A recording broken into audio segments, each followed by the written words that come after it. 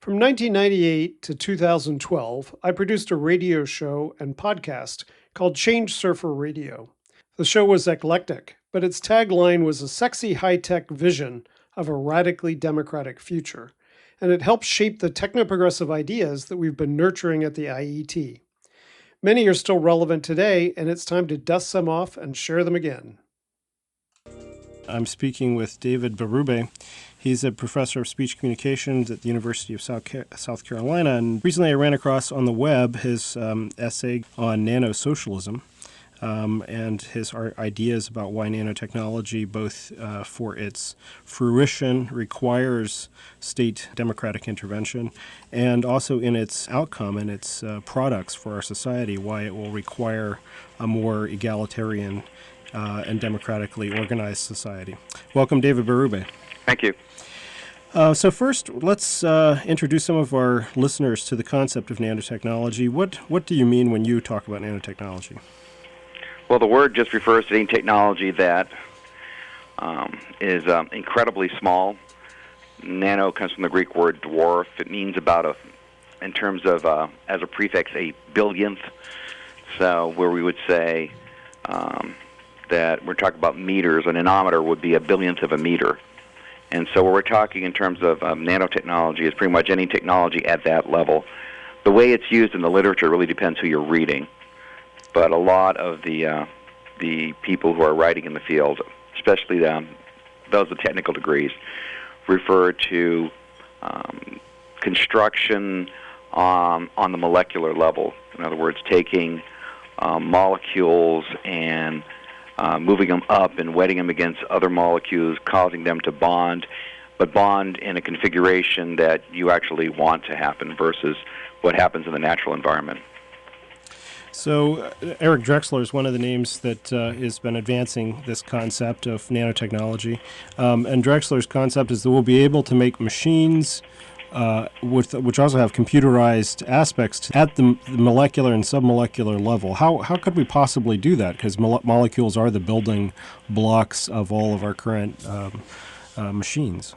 Well, I mean, bonds break. They do all the time. Mm-hmm. And what you need to do is develop the technical ability to break bonds on command and then move molecules in approximations so they bond together. I mean, enzymes break, down compounds all the time into molecules. And every time a molecule breaks off from another, it tends to have something they refer to as a sticky end. And if it meets another molecule with a cooperative sticky end, then they bond together. And so, I mean, there's nothing in the law of physics that would make this impossible. Of course, there's an incredible amount of technological development that would have to take place for it to become something that we would see on a day-to-day basis. Where are we with the current research that's being done on the micro-mechanical scale? We have microelectronics that, I guess we call them nanoelectronics. We have electronic devices that function on a nano scale. The head of your VCR player the head of the VCR player is ground onto a nano level. I mean, so we work at that level right now. The recent discovery in the last half decade or so of the buckyballs, which are carbon molecules that are found that were spherical. And since then, they've discovered these nanotubes, which are Bucky tubes, which are cylindrical carbon molecular configurations. I mean, we're seeing a lot of discoveries, and and with electronics, we just get we put more and more on less and less space, and we've just continued to do this. And there's a whole field that's opened up recently, and where new computing is going to go. There's incredibly interesting research being done in computing on the quantum level, and there's also interesting research on how to use photonics or use photons as a way to communicate at that level. So, periodically also you open up a newspaper, you open up a magazine, and you always see these quaint little pictures. Where Time Magazine or U.S. News or something will show that someone has designed an incredibly, incredibly small vehicle or a small guitar or even their logo on a molecular level. So there's a lot of work being done. In terms of practical applications, we're still, a few decades away from it. There's no doubt that this is highly speculative as technology. Mm-hmm.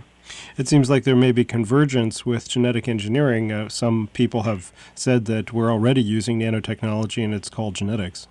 I mean, yeah, I've come across that material literature too. It just seems, if you read enough into the field, you begin to discover that biotechnology is incredibly crude compared to what you could do with nanotechnology. And furthermore, if you can actually manipulate material on a molecular level, nanotechnology would be the ideal way to do biotechnology. Now, some of the things that, if we were to achieve real molecular scale nanotechnology, what are some of the industrial processes that would be transformed by that? Almost everything would be transformed by that, pretty much. The good news is that you could do incredible things in terms of cleaning up the environment, because pollution is just byproducts that are not cost effective to clean up. And when you have machines functioning at a molecular level, if you have a toxic waste slurry made up of compounds which are very injurious to the environment, then what you can do is send in your fleet of nano machines and have them take these complicated and highly destructive compounds and break them down to their molecular level and pretty much make them more likely to be safe for the environment. I think that's the real good news. The other good news, and I mean, you see this regularly on science shows on television and in newscasts, is its implications in terms of medicine, because you could send your fleet of nanoprobes through the body and have it repair sites that have been damaged by disease, and it could also probably do some reconstruction.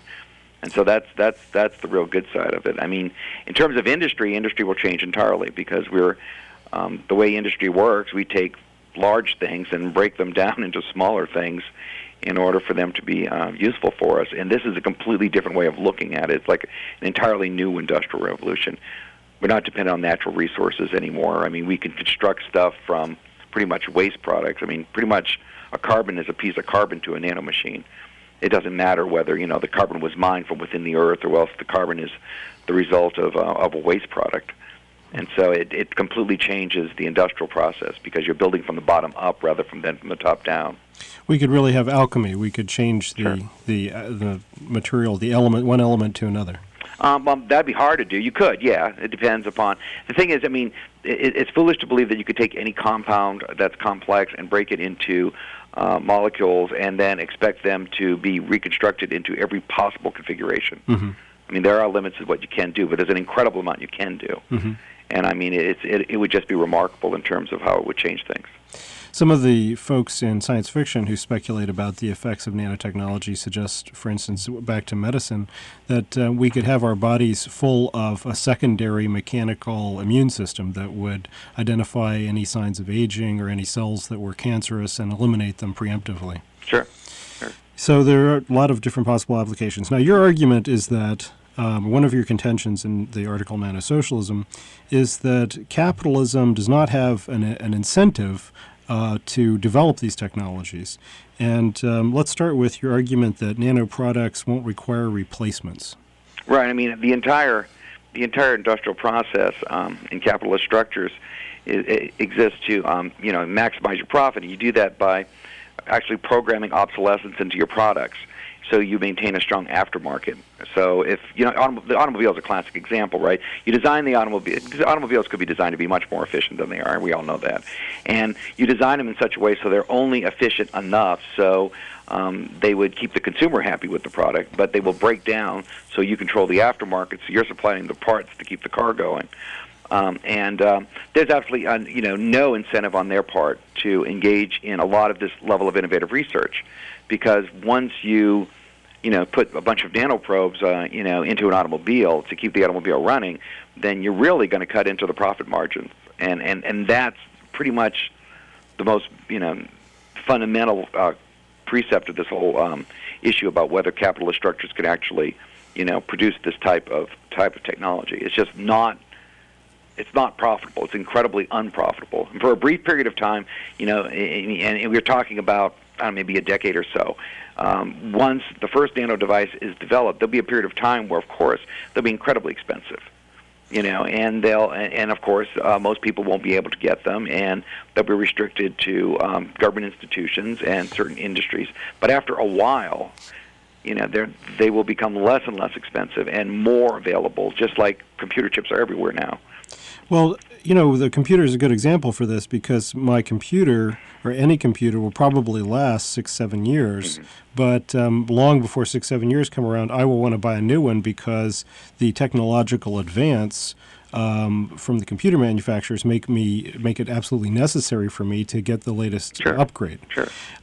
So it seems like there are ways that capitalism, you're kind of underestimating capitalism and corporate firms' ability to design into the innovative process ways that they could make profits off of upgrades, service agreements, or actually to plan obsolescence into the product itself. That one of the big concerns people have with nanotechnology is that if it doesn't have a built-in time clock to say you will stop working and stop doing what you're doing at some point, that they could get loose and really wreak havoc on things. Right. I mean, there's some people who suggest that they could pretty much devour the environment if they were let out. Mm-hmm. We've said the same thing about transgenic crops, however, and that really didn't happen. Right. But I think the understanding is, industry would have to have an incredible level of control to be able to produce the profit margins that they want while introducing a technology that's this radical. And the way the world has changed in terms of it becoming incredibly globalized, where everyone has access to incredible levels of information and technology. It's that hole doesn't exist anymore. It did in the beginning of the 20th century, but it doesn't at the beginning of the 21st century. The beginning of the 20th century, the way when the first automobiles came out, they were just magical. Very, very few people even understood how they worked. And now it's pretty easy to learn about how anything works with a diligent individual spending, a few hundred hours. It's not that hard. And once these nano devices actually hit the market, somebody will be smart enough to take these nano devices and find other applications for it. And those other applications is what scares the hell out of the industrial market.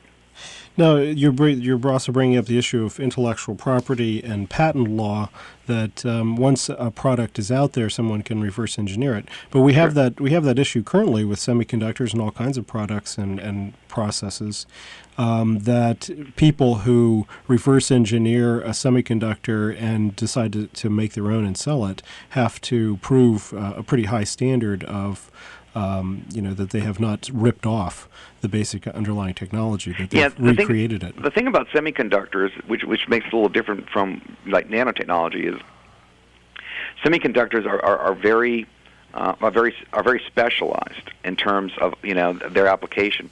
Nanotechnology doesn't need to be. I mean, these nanobots, these small molecular construction vehicles, can be very generalized in their application, and it's really hard to patent a generalized anything that's that generalized, and as such, I mean, the state trying to restrict people taking nano devices and taking a nano device that may have been very specific and turn to a more generalized one, or taking a generalized one and using it for something else, will be incredibly difficult to try to control. Never mind the fact that on the international market, it'll be almost impossible. Once this hits out, people are going to reverse engineer, and before you know it, there'll be a plant in Thailand doing them. I guess I'm more pessimistic about the ability of mega corporations through the World Trade Organization and the dominance of the first world over the third to bring those kind of pressures to bear. I mean, you see that those kind of pressures being brought to bear on China, where they have to round up bootleg CDs and so forth. Not very effectively, grant you, but right. But I mean, we've always been led to believe that if something is going to be potentially dangerous or potentially destructive, that the government would step in and regulate it. And this is one of those technologies that it'd be incredibly difficult to try to regulate it. Yeah. Now, one of the sociological arguments that's kind of implicit in your article, and that I want to just make more explicit, Marx argued that capitalism is a revolutionary social organization that develops the means of production, in this case, develops the industrial process of nanotechnology, And it develops it to a point where it will make obvious to us all the contradiction between the private ownership of that industrial process and the industrial and the social relations of the fact that the industrial process is one that it doesn't make any sense for it to be privately owned. One of the ways in which that contradiction will be brought forward is that you can't make any more industrial process through private ownership. And so you'll have to have collective ownership or state intervention of some kind in order to make more industrial process. So there seems to be implicit in your argument that kind of an argument as well. But of course, the problem is when is capitalism still revolutionary and when has it been stalled by its own internal contradictions? You're arguing that with nanotechnology, we would reach that place where corporations would try very hard to sabotage the development of true nanotechnology. Yeah, I mean, I think that they have every incentive to. It makes very little sense for them to invest in this type of technology. This type of technology is probably, truth be told, this type of technology is probably first going to become apparent out of military-related research. And I mean, there's enough indications that is likely. Mm-hmm. And that's where it'll first appear. Just like genetic engineering. Sure. And I mean all the major developments, the internet, that have hit us, that really have changed the way almost paradigm-shaking introductions have been out of government-related research and a lot of them out of military-related research. That's probably where it's going to come out first, and then industrial applications could follow, but industry is just going to balk at this. Because of its generalized effect. I mean, if this is true, and you can make almost anything out of carbon, for example, if you just have build stuff on a level out of carbon, once you develop these generalized fleet of these nanobots and they become available, I mean, the value of labor decreases substantially, right? I mean, we need a lot of people to do all the stuff we need to get the products into the shape we need them in and get them into our hands so we can use them. But I mean, if we have generalized nanotechnology capabilities, then I mean, we just don't need that type of workforce anymore, right? And that's going to be incredibly challenging. Well, I think what you raise is the difference between capitalism being rational at the collective executive level and being irrational at the micro level. In other words, Xerox PARC didn't foresee how irrational it was for them not to capitalize on the Macintosh technology. They were invested in their own things, and they didn't want to do that. Right. Apple took it and ran with it and nearly revolutionized the computer industry, nearly wiped out IBM. So, for me, I can easily imagine a small biotech startup firm doing the necessary research to develop a cancer-fighting nanobot, right? Releasing it onto the market. People would give their right arm and leg in order to have this thing. They would make huge mega profits. And what kind of corporate shenanigans could their rivals, the makers of chemotherapy and radiation therapies, come up with that would really, put deep six them? I can't imagine the scenario. Well, I mean, there are a whole bunch of possibilities. Yeah. I mean, initially, I presume what they're going to do is try to debunk it, which they've already done fairly well. Yeah. And just say this is foolish. I would presume probably one out of every two articles or bits of information you get on nanotechnology is just insulting rhetoric, which says this is just incredibly fanciful, it'll never get here. And I mean, this type of that's probably the first thing that would happen. Ed Regis's book was pretty. Yeah, I mean, there's a handful of them that are out there that just say this is just ludicrous. It is never going to happen. Of course, they said that about so many different things throughout history, which makes me really nervous when someone says never, because it usually is a pretty good indicator that it's somewhere down the line. But I mean, and after the debunking, after the bunking takes place, which is what we're talking about, the next step will be to try to sabotage the nanobots. And I mean, that can be done. I mean, that's not too hard. I mean, these things are not the strong. I mean, if you think about it, anything that's constructed at the molecular level will be fairly rigid, but ain't going to be the strongest thing in the world. There'll be a lot of ways to make them less effective. I think what will end up happening is there will be, at least an effort to buy out at that level as well. I mean, they're going to do everything they can to try to slow this stuff down. I mean, I remember taking a drive in 1983 with a guy who developed a steam automobile in Sarasota, Florida, and it was bought by one of the major automobile workers, and it was just kept off the market. And that same technology is the technology they've been using in newly industrialized countries and less developed countries to generate electricity off solar panels because it's so efficient. But this type of behavior is just going to continue, and then what will end up happening is there will be a major breakthrough, but it'll be a breakthrough that will happen from some rogue entrepreneurs, and hopefully they will have a good sense of morality when they do this, because the implications of having something that can take things apart and rearrange them on the molecular level is incredibly frightening. Yeah. Well, I think there's two parts to your argument. The first is that we would get to nanotechnology faster if we had state support and state sponsorship of research. And I think that you make a somewhat of a case there, though I'm a little bit more skeptical about corporations' ability to be collectively rational in that way. The second part of your argument is that we would need a radical reorganization of society if we actually did have nanotechnology on the scene. Now, there's some positive aspects to that. That if no one had to work anymore, then we would have to reorganize our society in a way that was more democratic, or at least it would make clear that we would be better off if we organized that way.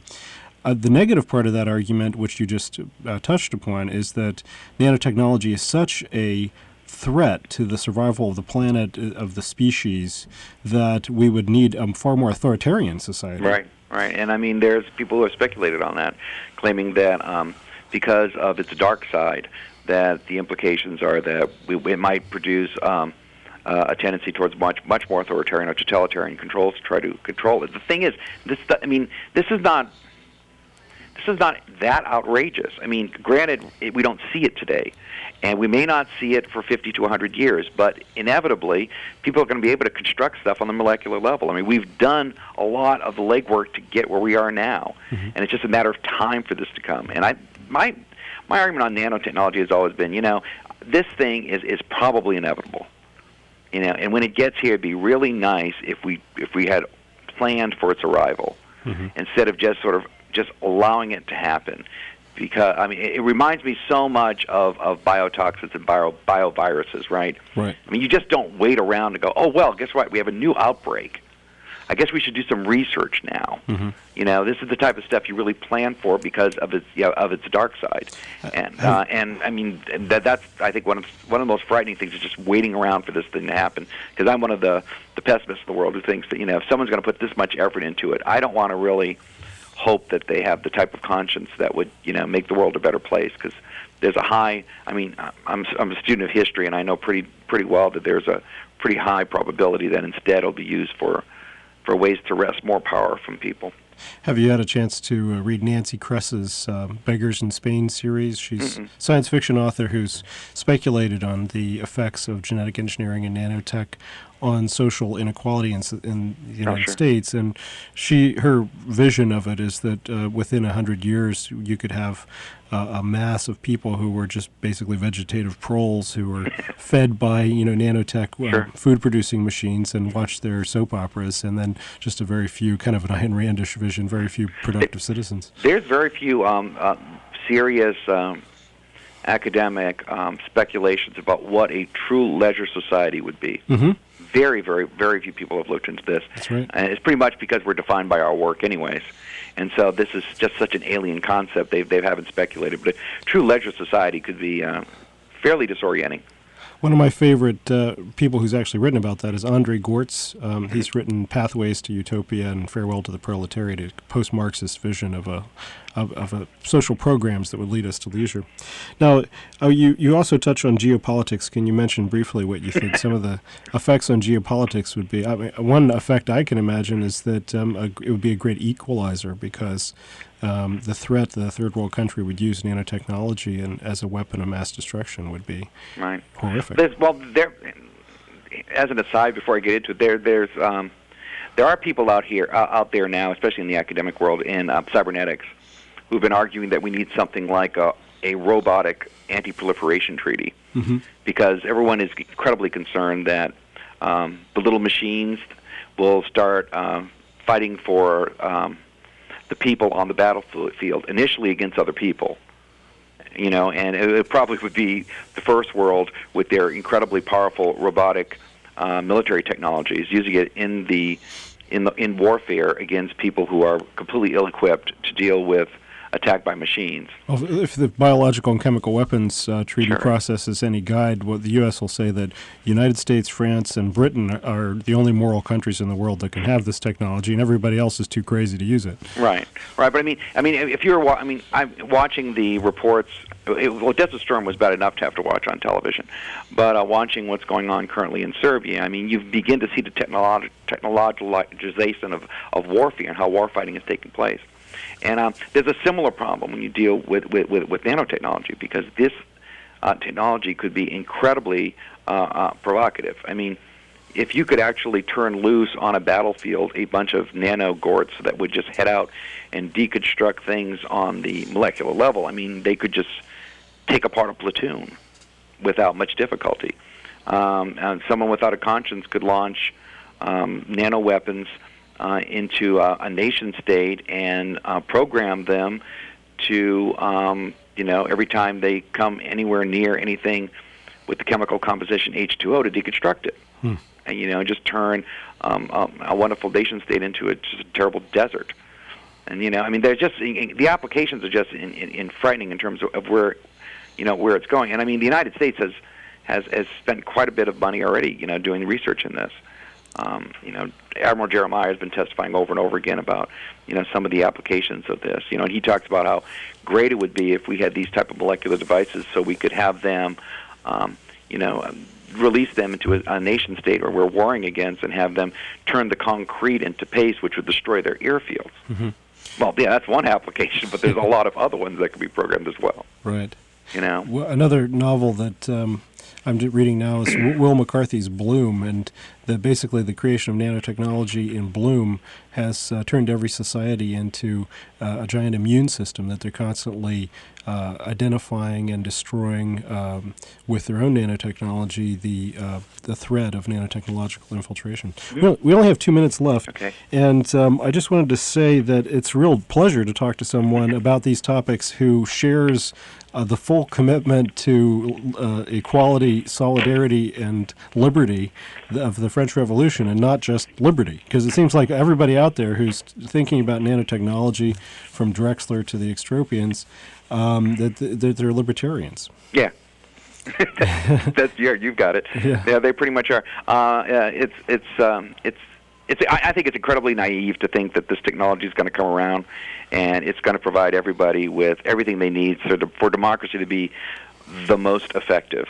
Where everyone is going to get, their bellies will be filled and the world will be a happy place, and we're completely competent enough to handle it with our current government structures, and we should just enjoy the ride. Which makes me really nervous.